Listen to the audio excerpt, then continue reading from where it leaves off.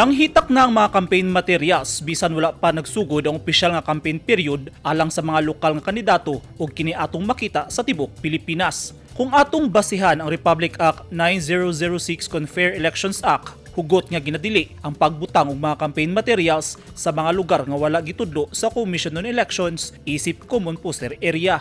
Base sa COMELEC Resolution 10703, ang COMELEC ang muhatag sa lugar kung diin ipamutang ang mga election campaign materials aron patas ug angay ang pwesto sa mga kandidato.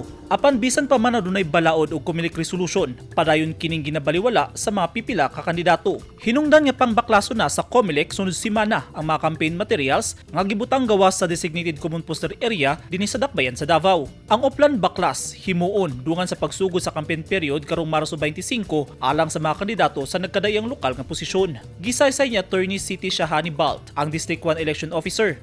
So, ang offline backlash po ng ating city is magsa-start na po siya pag nag-start na po yung campaign period for the local positions, and it will start on March 25, 2022.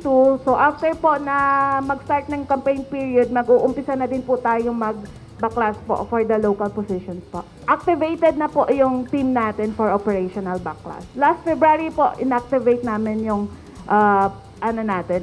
team natin.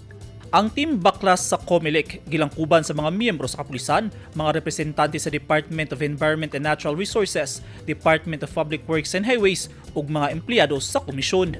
Ang Operation Baklas pagahimuon tungod kay nakita sa COMELEC na naghitak na ang mga campaign materials sa nagkadaiyang lugar ug kini nagpakita nga daghan ang wala mosunod sa gitakda sa balaod. Ang mga kandidato nga midagan sa usa ka nasyonal nga posisyon gitugutan na nga mamutang sa ilang election campaign materials sukad niadtong Pebrero 8.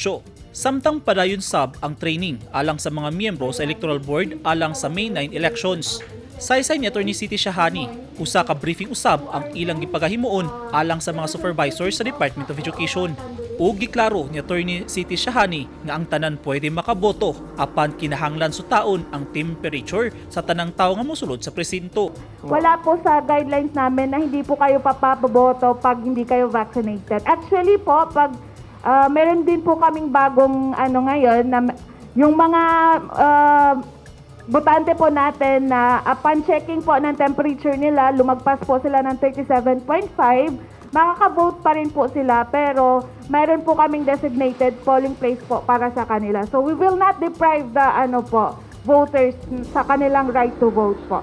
Giawhag sab sa COMELEC ang mga kandidato nga mosanong sa mga pulisiya ug balaod kabahin sa common poster area aron dili masayang ang ilang gasto sa ilang campaign materials nga baklason ra gihapon kun dili sila mosunod sa balaod.